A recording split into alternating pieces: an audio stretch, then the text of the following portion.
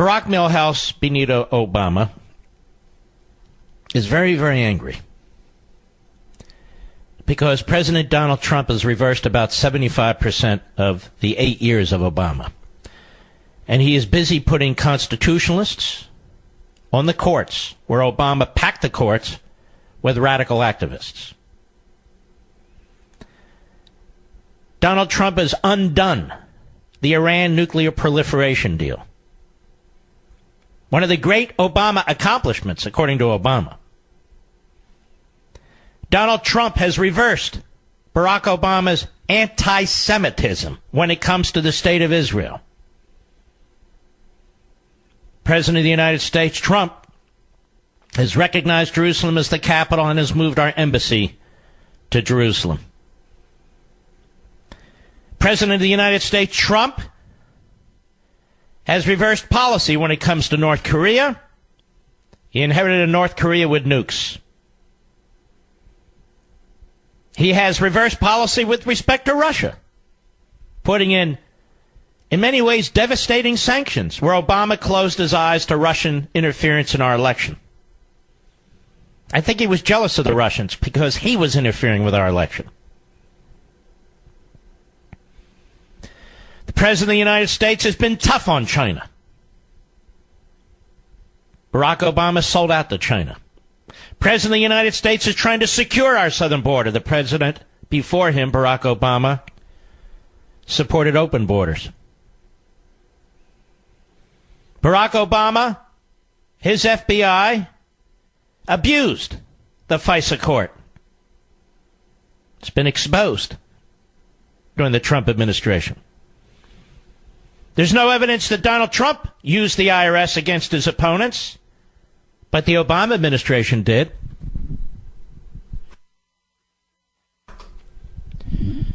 Barack Obama destroyed our health care system, and today he's calling for Medicare for all, like a good socialist. Donald Trump is still trying to eliminate Obamacare. And we could go on, couldn't we? We could go on. Barack Obama created awful racial tensions in this country. Barack Obama turned citizenry against law enforcement.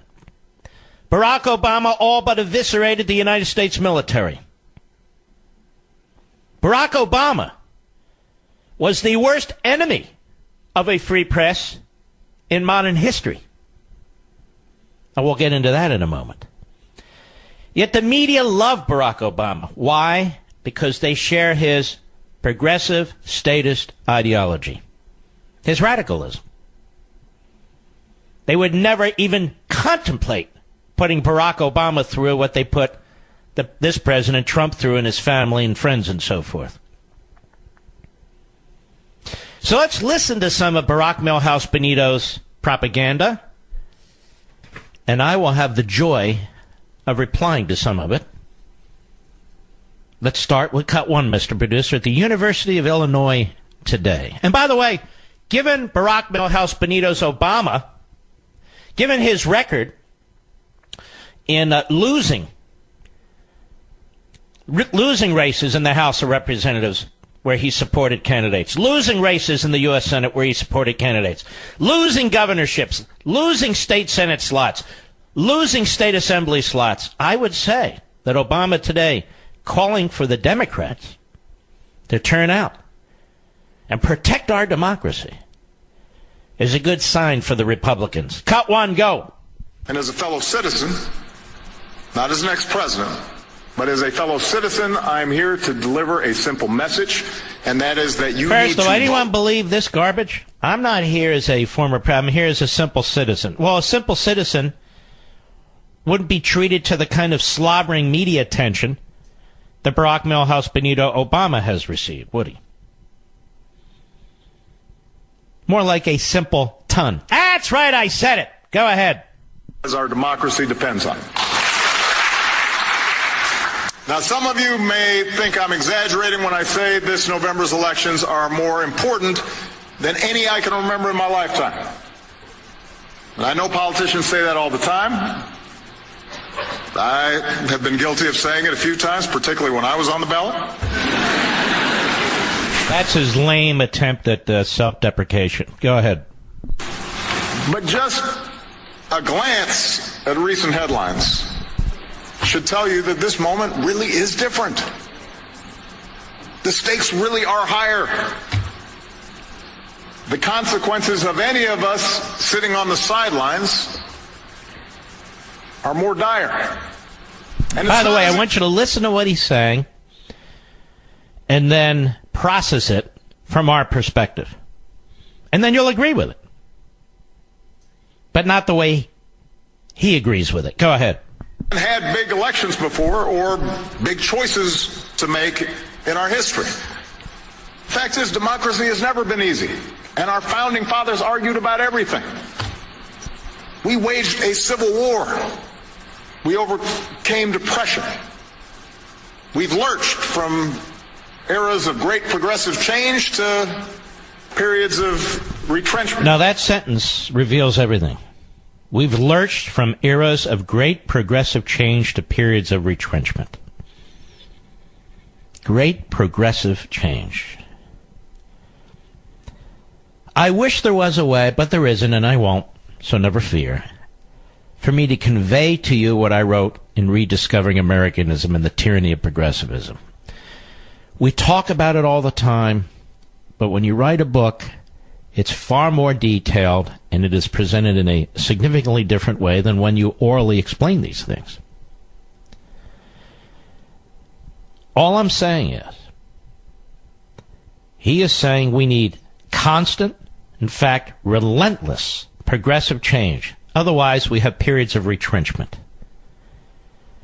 The target of progressivism is American history. The target of progressivism is the American Constitution. The target of progressivism are the principles in our Declaration of Independence. The target of progressivism is individualism, is your personal liberty. When it comes to abortion, they talk about a choice, freedom, privacy. When it comes to your liberty, they never talk about any of that. Your actual, everyday liberty. So you see, unless you elect radicals like Obama, radicals like Schumer, the whole long laundry list of you-know-whos, then you're in a period of retrenchment. And yet, ladies and gentlemen, it is the structure of the Constitution which has as its purpose to limit government. So you are always in a period of progress. So you are always in a period of evolution. So you are always in a period of growth. So you can always embrace opportunity. So you, as an individual human being, can advance and grow in a free society. The purpose of the great progressive change is to control you, is to smother you, is to order you.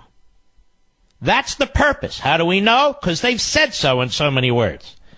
Periods of retrenchment. I know of almost no politician who effectively confronts this kind of language. That's what this man is talking about. This is what your media believe in. During our founding, the American press supported the principles that you and I embrace, that you and I share. During this period of modernity, the press shares Barack Obama's ideology, which is the opposite of ours. Cut 2, go. Our ideals that say we have a collective responsibility to care for the sick and the infirm. Collective, always collective. We have a collective responsibility. Individuals never have individual responsibility. Individuals are not about making individual choices. It is about collective responsibility. Go ahead. And by the way, every single tyranny on the face of the earth believes in collective responsibility. Now, I'm not comparing Obama to genocidal mass murders, but Hitler would often talk about collective responsibility. Again, I want to make it abundantly clear I'm not comparing Obama to him. What I'm saying is it is a very, very damnable mentality. Go ahead. Amazing bounty, the natural resources of this country and of this planet for future generations. Each time we've gotten closer to those ideals, somebody somewhere has pushed back. Right, because we do not believe in abandoning American sovereignty for international governing institutions. And that's what's meant by globalism, not economically, politically. That's why Obama skirted the treaty clause. That's why Obama supported these so-called climate change international arrangements, to impose the will of international leftists on the American people, to go outside the constitutional structure in order to impose on the American people something that they do not will. Go ahead. The status quo pushes back. Sometimes the backlash comes from people who are genuinely... Now listen to that. The status quo pushes back. Some of you read Ameritopia, and I pointed out the status quo, meaning our constitutional system, is always to be attacked, is always to be degraded, is always to be defamed. Just around the corner is utopia. Just around the corner. If you would just surrender more of your wealth, if you would just surrender more of your time, if you would just surrender your personal selfishness, if you would just surrender yourself to this collective responsibility, well, by God, what a magnificent paradise we could create here right on Earth. You know, like Cuba and North Korea. Go ahead. More often it's manufactured by the powerful and the privileged. Who are the powerful and the privileged? It seems to me there's been a revolution in this respect, a big change, a big earthquake. The powerful and the privileged, for the most part, are no longer in the private sector. The powerful and the privileged are in the government sector. The government has more power than any combination of entities in the private sector, period. Because government power comes at the point of laws. Private sector, it's voluntary arrangements. Some good, some bad, some indifferent. It depends who you are and what you think. But the powerful and the privileged are the people in Washington, D.C., the politicians, their staffs, the bureaucrats, the media. They are the powerful. They are the privileged. They drive the future of the country. Lots more. I'll be right back. Let us continue where we left off, shall we? Yes, we shall. Barack Milhouse Benito Obama at the University of Illinois today with his Castro-like speech. Go. More often it's manufactured by the powerful and the privileged who want to keep us divided and keep us angry and keep us cynical because that helps them maintain the status quo and keep their power and keep their privilege. Now, what the hell is he talking about here? Who's dividing whom? Who's dividing whom in this country? Who is it? Which party is a party of disparate parts that has to be brought together during the course of a campaign through hyperbole and propaganda and demagoguery? It's the Democrat Party. It's a party that was molded by Franklin Roosevelt. Disparate parts. People who always have a chip on their shoulder. People who always believe they're being screwed. People who always believe somebody owes them something. Is that not the heart and soul of the message of the Democrat Party? Is that not what we hear from Benito Obama endlessly? Yes. And Obama, like Saul Alinsky, like Marx, like the rest of them, he takes who he is and what he stands for and twists it, spins it, and projects it on his targets, on his opponents. Go ahead. And you happen to be coming of age during one of those moments. It did not start with Donald Trump. He is a symptom, not the cause. Now, this kind of egomaniacal lecturing is par for the course when it comes to Obama. And look at how disrespectful he is. Trump is a symptom, not a cause, ladies and gentlemen. No, Trump is the president, you jackass, and we voted for him. And the nation elected him president, just as the nation elected you president. That's a fact. He's not a symptom. He's the president. And when he says he's a symptom, not the cause, he's trashing you. You know, those of you who hold tight to your Bibles and your guns. He's the one who started trashing tens of millions of American people, picked up by Hillary Clinton and rephrased as deplorables. It's Barack Obama who has contempt for average men and women in this country who work with their hands. Blue-collar workers, non-union and union. He has contempt for the people who do the back-breaking work in this country. Cut 3, go.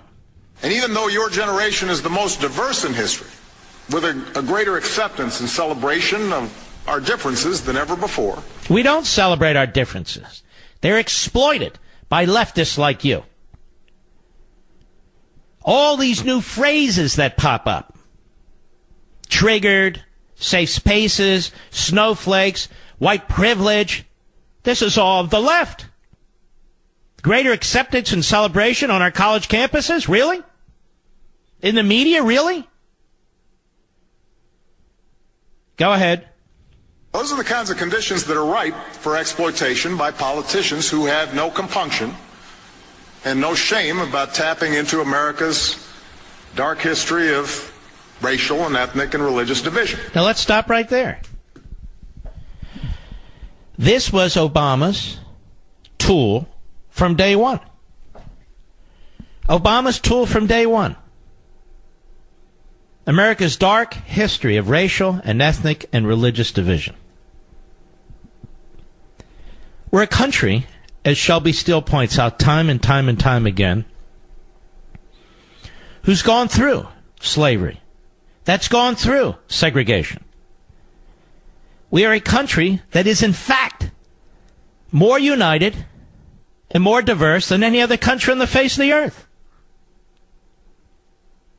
And yet we have politicians on the left who are constantly picking at scabs. Again, what did I just say? He takes who he is, what he does, and projects it onto his opponents. Go ahead. Appealing to tribe, appealing to fear, pitting one group against another. Really? One group against another?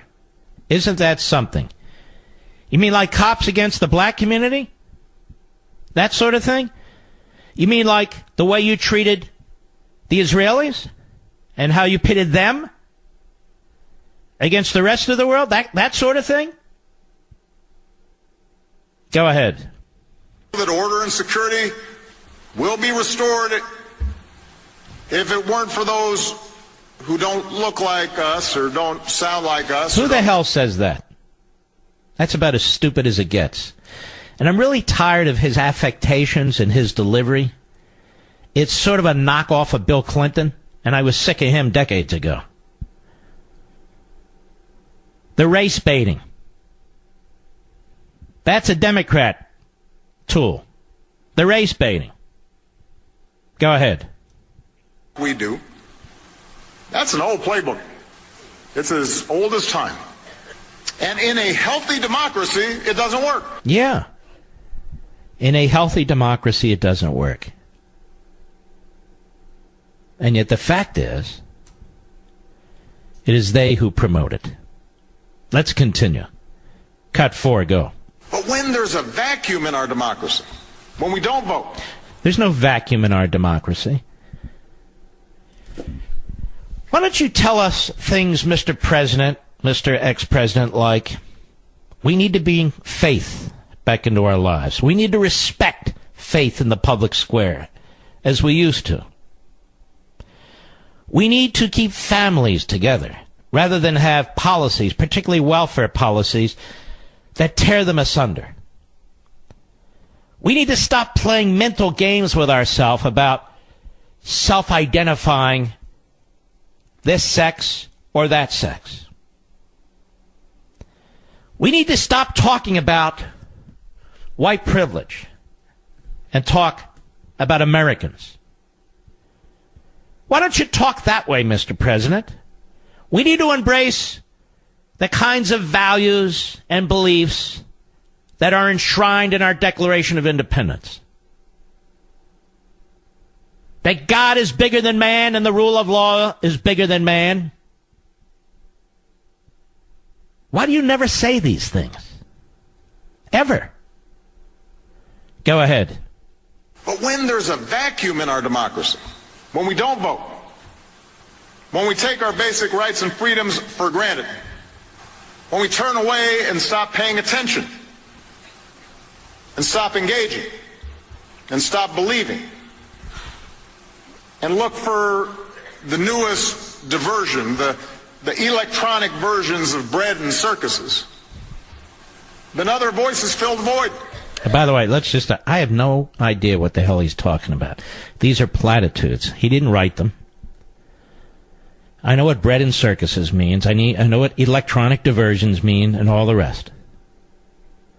But that has nothing to do with anything. Go ahead. A politics of fear and resentment. Now, the politics of fear and resentment, isn't that him? Isn't that Bernie Sanders? Isn't that every single person on the left? Wasn't that the Democrats on the Senate Judiciary Committee? Women will die if Kavanaugh is confirmed. There will be no equal rights if Kavanaugh's confirmed. The attack on Bork, the attack on Clarence Thomas, the attack on Reagan, the attack on Trump. Isn't that them? Of course it is. Go ahead. Takes hold. And demagogues promise simple fixes. Now that's precious. Demagogues promise simple fixes. Well, then he just self-identified. And that is the perfect definition of the left.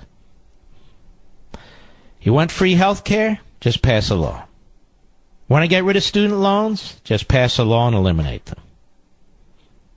On and on and on. It is the simple promise that in so many cases elects the Democrats. Go ahead. Complex problems. No promise to fight for the little guy, even as they cater to the wealthiest and most powerful. Oh, I just thought he told us to stop promoting divisions. Didn't he, Mr. Producer? And yet he can't say, out of one side of his big mouth, he keeps talking about not promoting divisions. It's demagoguery and so forth. Resentment. Resentment. Fear and resentment. In the same sentence, he talks about the little guy catering to the wealthiest and most powerful. Go ahead. No promise to clean up corruption and then plunder away. They start undermining norms that ensure accountability. Start undermining norms. You destroyed the healthcare system. You didn't enforce immigration laws. You packed the courts.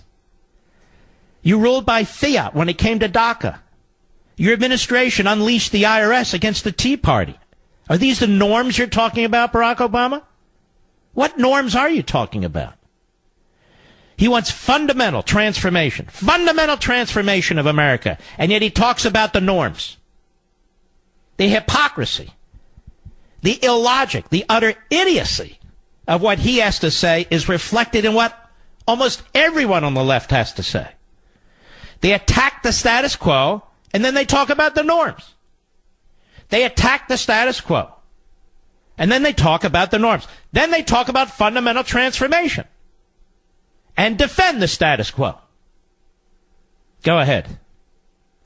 And try to change the rules to entrench their power further. And they appeal to racial nationalism. Racial nationalism.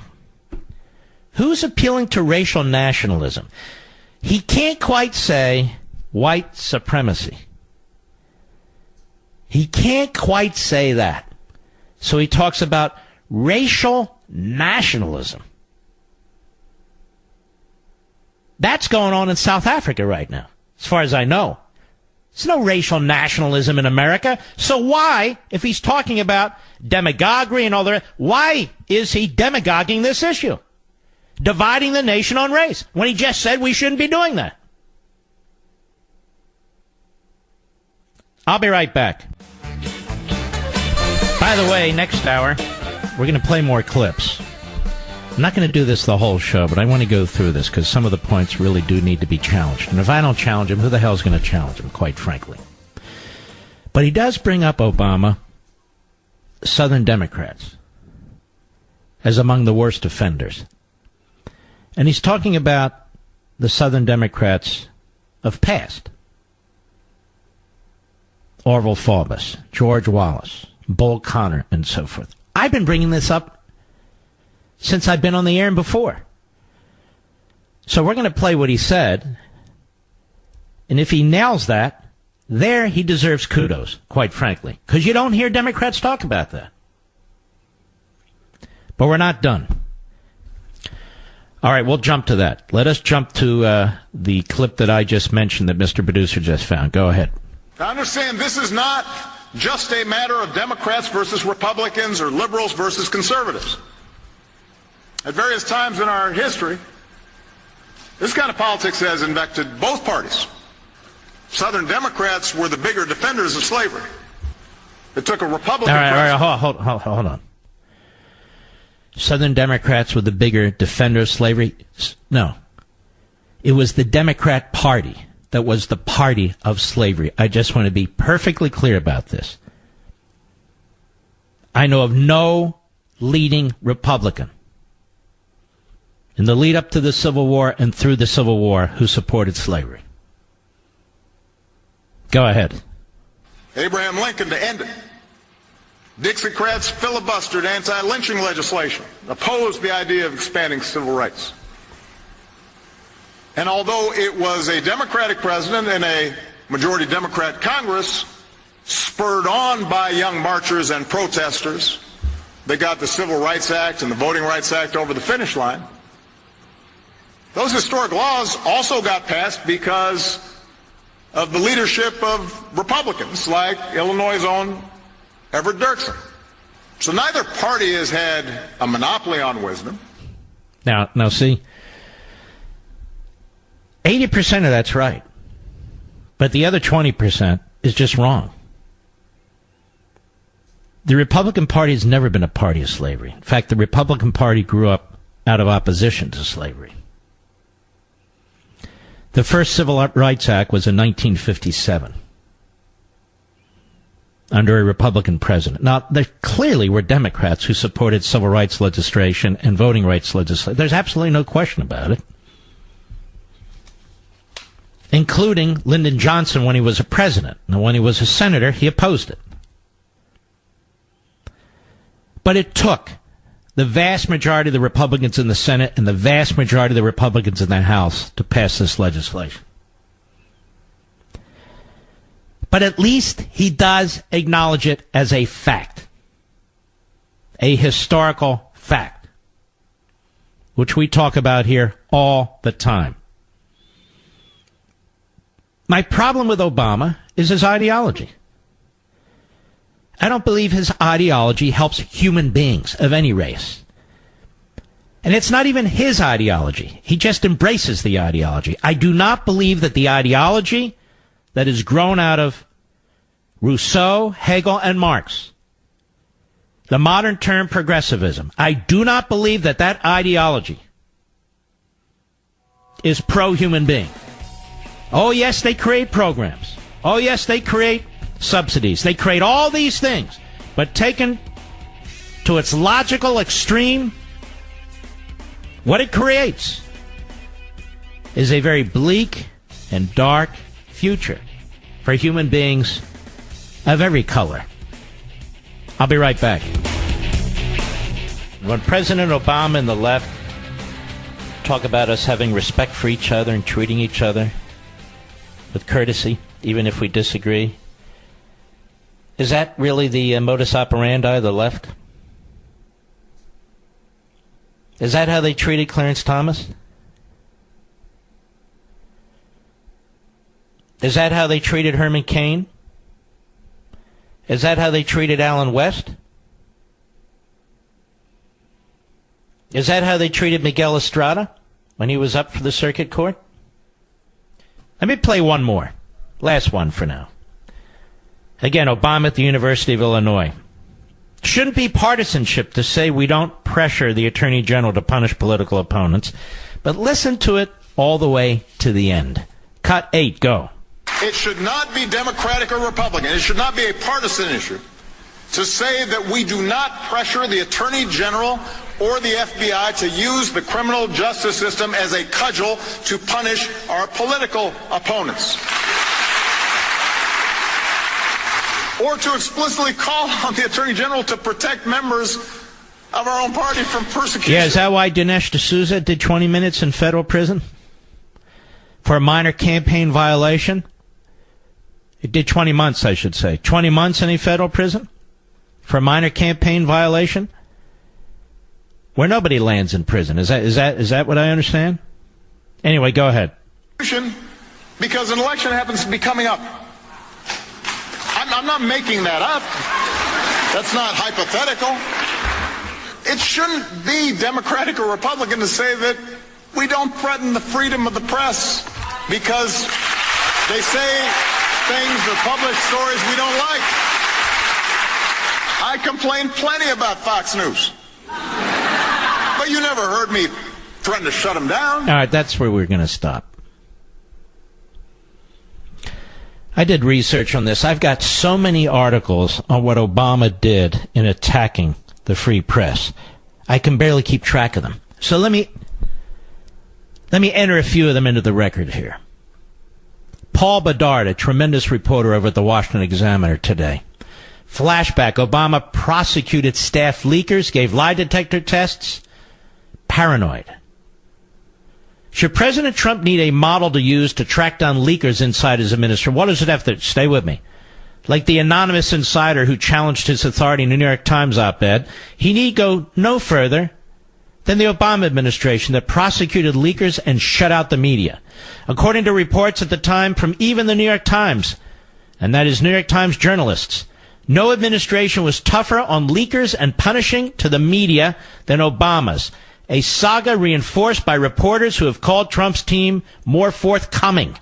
Criticism of Obama's attacks on the media and leakers did not just come in tweets and TV appearances by journalists, but in an official report from the Committee to Protect Journalists, authored by former Washington Post executive editor Leonard Downey Jr. Quote, "This is the most closed, control-freak administration I've ever covered," said David Sanger, veteran chief Washington correspondent of the New York Times in the report. USA Today said of the report, it portrays an administration gripped by strict policies about information flow and paranoid about leaks across all executive branch departments.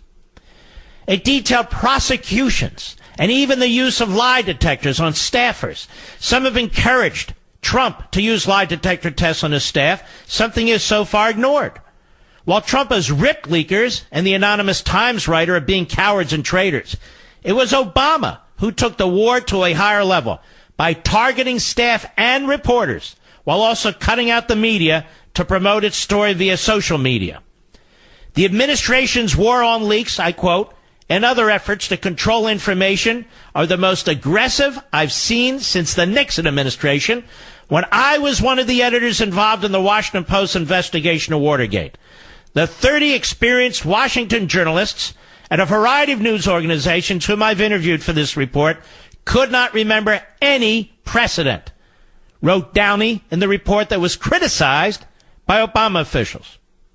In fact, the campaign was so aggressive, it even had a name, said the report. Quote, the Insider Threat Program, unquote. Said the 2013 report, again I quote, the Insider Threat Program being implemented through the Obama administration to stop leaks, first detailed by the McClatchy newspaper's Washington Bureau in late June, has already created internal surveillance, heightened a degree of paranoia in the government and made people conscious of contacts with the public, advocates, and the press, said a prominent transparency advocate, Stephen Aftergood, director of the Government Secrecy Project at the Federation of American Scientists in Washington, which is a hardcore left-wing group. Employees at some 16 intelligence agencies face questions about leaking during lie detector tests. And the new Inspector General for the intelligence community, with jurisdiction over all its agencies, would investigate leak cases that had not produced prosecutions by the Department of Justice to determine what alternative action should be taken, added the report. Pretty damn aggressive, don't you think? Pretty damn aggressive, but there was more than that. A lot more than that. James Risen, December 30, 2016, a New York Times reporter, wrote an opinion piece. He wrote an opinion piece in the Sunday Review, New York Times. Big deal for the left. Donald Trump decides as president to throw a whistleblower in jail for trying to talk to a reporter. Or gets the FBI to spy on a journalist. He will have one man to thank for bequeathing him such expansive power. Barack Obama. This is the left. Mr. Trump made his animus toward the news media clear during the presidential campaign. And it goes on. Criticism of Obama's stance on press freedom, government transparency and secrecy is hotly disputed by the White House. But many journalism groups say the record is clear.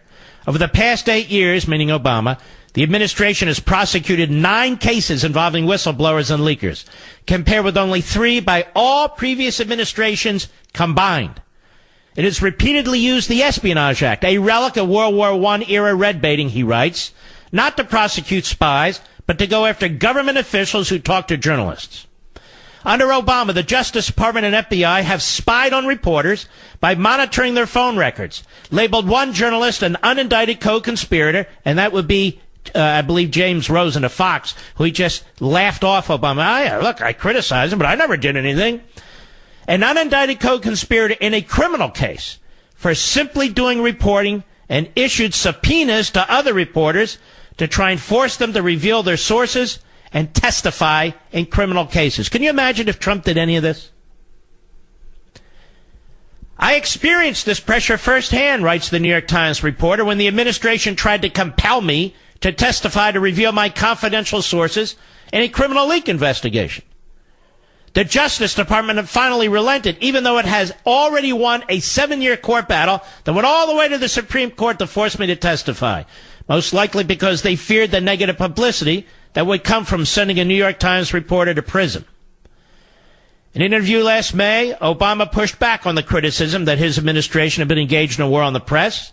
He argued that the number of leaked prosecutions his administration has brought had been small, and that some of those cases were inherited from the George W. Bush administration.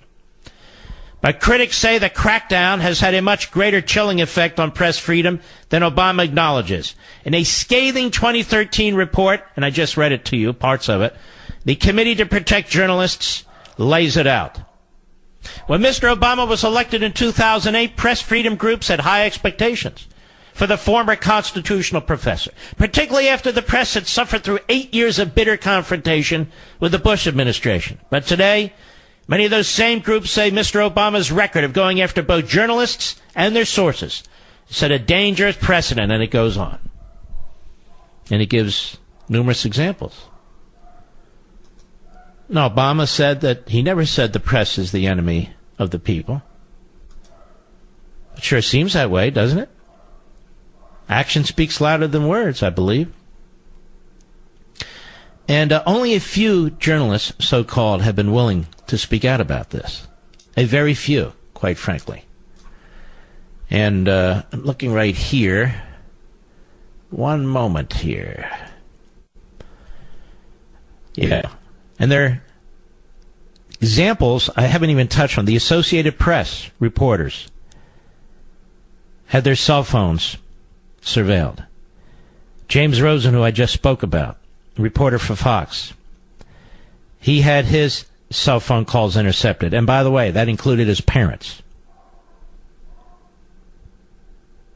This is the problem with Obama. This is the problem. And by the way, not just with Obama. This is the problem with the autocratic left. Everything is to be seen through the eyes of government. The economy, social welfare, the culture. The government must intervene. The government must be ubiquitous. That's not what the Constitution says. Constitution says the opposite. It says the opposite. And here's the deal. The bigger the government gets, the more all people are threatened. All people are threatened. I have a number of you who listen to this program regularly. Got a buddy out there by the name of Stephen. I want to recommend that he read my book, Ameritopia, at least the first 2 chapters. Read the first 2 chapters. I'll be right back. Mark Levin. Bill in New Jersey, the great WABC. Go. Hey, Mark, how you doing? I'm all right. How are you? I'm doing all right. Look, I called in because your argument was that you think the left and the media are disrespectful to Donald Trump. I mean, is that really what you think? I don't mean disrespectful in the way they talk about Donald Trump. I mean disrespectful, yes, of the fact that he is president of the United States, and that has started from day one, even before he was president of the United States. All right, then let me ask you a simple question. Do you think Barack Obama was born in the United States? Yes. Okay, then what did you do to stop that lie? Pal, do you ever listen to this program during that period of time? Did you ever go on the internet? This is the problem with ignorance from the left. I took more crap from the birthers when I would come on this show and say he's a United States citizen. But let me tell you something else, genius. I would say the same thing about Ted Cruz when he was attacked by the Trump campaign. No, you don't understand. One parent was from Cuba and so on. Said he's a United States citizen as well. What did you do about it? I don't have the power you do, John. Oh, but did you talk to your neighbors? You got a lot more power. Did you talk to your neighbors? Our own president was the person that started that movement. And I just heard Barack Obama say that the Democrat Party was more responsible for slavery than the Republican Party. The Republican Party had nothing to do with slavery. Let me ask you a question. Oh, listen, everybody. Now he doesn't care. Go ahead. Oh, God. You're such a coward. All right. You know what? You're such a jackass. I should reach through the phone and poke you in the eye. Get off the phone, you idiot. How am I a coward? He asked me a question and I answered it. I said, of course he's a citizen. But you see, ladies and gentlemen, that's why, can't we just sit down and get along and discuss these things? Even libertarians and Republicans, you all have to agree that our democracy is threatened by Donald Trump, who's never lifted a finger against the media like Barack Obama. This guy didn't give a damn. Let me give you some more great examples of the great Barack Obama and the Democrats. The D.C. Circuit Court of Appeals. They didn't like the fact that that court had more people appointed on it by past Republican administrations than Democrat administrations. So you know what they did? They added seats to the court. They packed the D.C. Circuit Court. Exactly what FDR tried to do in the U.S. Supreme Court, and his own party said no. Here, because there's no governor, I don't mean governor of a state, no governor on the radicalism, they went ahead and they packed the D.C. Circuit Court. Isn't that a big deal? No, it's not a big deal. How about DACA? Where the President of the United States out of one side of his mouth a year earlier says, I don't have power like this. I'm not the king. I'm not the dictator. I can't just make immigration laws. And then he makes an immigration law. Did Trump do that? No, but you don't understand. He was a birther. None of these guys are perfect. None of them are perfect. But some are more imperfect than others. Nothing Donald Trump has done from a policy position has negatively affected the vast majority of the people in this country. What has he done? Tax cuts. Oh, tax cuts for the rich, even though they're not for the rich. Hey, stop dividing us based on tribal instincts. Well, they just did. Rich, poor. trying to enforce the immigration laws. Not do anything extraordinary, trying to actually enforce the immigration laws. Obama supported sanctuary cities. And we could go on and on and on. We could go on and on and on, but I won't. All right, give me somebody else.